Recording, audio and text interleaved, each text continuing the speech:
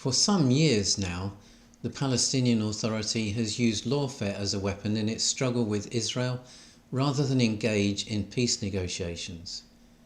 Lawfare is the use of legal systems and institutions to damage or delegitimize an opponent or to deter individuals' use of their legal rights. It has been deployed increasingly against the Jewish people and the State of Israel in recent years, prompting various defensive measures, such as the Lawfare Project in America, which, in addition to promoting civil rights and human rights, acts against the threat of lawfare used as a weapon of war against Western democracies. Much of the recent lawfare against the State of Israel has been conducted through the United Nations. On Monday, the 14th of November 2022, the Britain-Israel Communications and Research Centre reported on a United Nations committee vote in favour of a Palestinian Authority motion asking for the International Court of Justice in The Hague to draft an advisory opinion about the ongoing Israeli occupation of the area called the West Bank and of East Jerusalem. The court will be asked to rule whether the occupation is not temporary, but effectively constitutes annexation. That motion was supported by 98 countries, including Israel's regional allies, Egypt, Jordan, and the United Arab Emirates. In contrast, just 17 countries opposed it, including the United States of America, Germany, Canada, Australia, and the Czech Republic. Of course, Israel was one of the opposing countries, and their representative started his speech with these words. Each year, a package of distorted resolutions, completely detached from reality, is passed here at the UN, singling out and condemning Israel, the only vibrant liberal democracy in the Middle East. These resolutions are all based on blatant fabrications, and the only outcome is that they perpetuate the conflict and make matters on the ground far worse. By supporting the Palestinians' abhorrent lies and distortions, you show the Palestinians that they can continue spreading their culture of hatred and violence while denying Israel's right to exist as a Jewish state.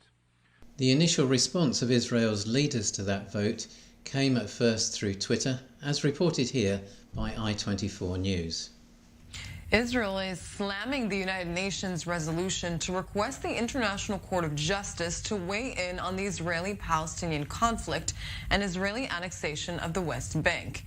Defense Minister Benny Gantz weighing in on Twitter this morning, saying this is a Palestinian-owned goal and that the move will only distance them from political achievement.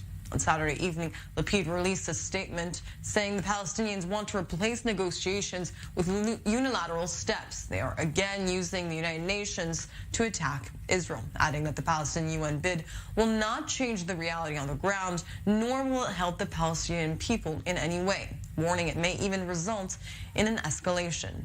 Israel's concern is explained more fully in this interview with Yifa Segal, fellow with the Israel Security and Defense Forum and International Director of UK Lawyers for Israel.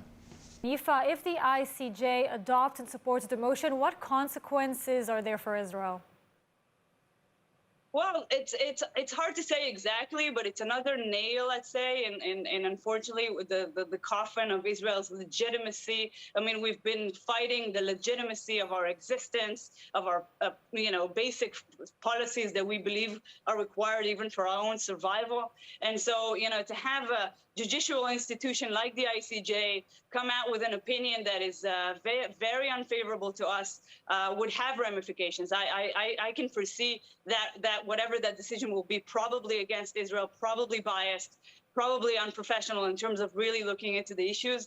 It can be referenced in any other national parliament or another international institutions. I mean, I can see the ICC maybe later down the line referencing them to say here the ICJ have determined occupation or some kind of an illegal activity. I see the potential of harm that can be caused of this as exponential.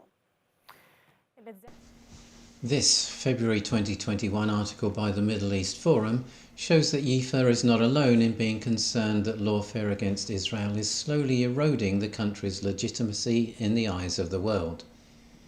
It's a significant concern because most countries vote against Israel in United Nations meetings, despite 165 of them having established diplomatic relations with it.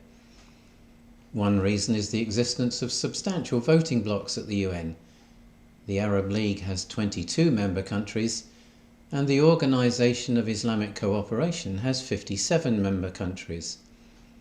They have a strong tendency to side with the Palestinians, and so the one Jewish state faces significant odds in United Nations meetings. Israel also finds that its alliance with the USA brings opposition from Russia, China, and any non-aligned countries who seek to maintain the favour of those two.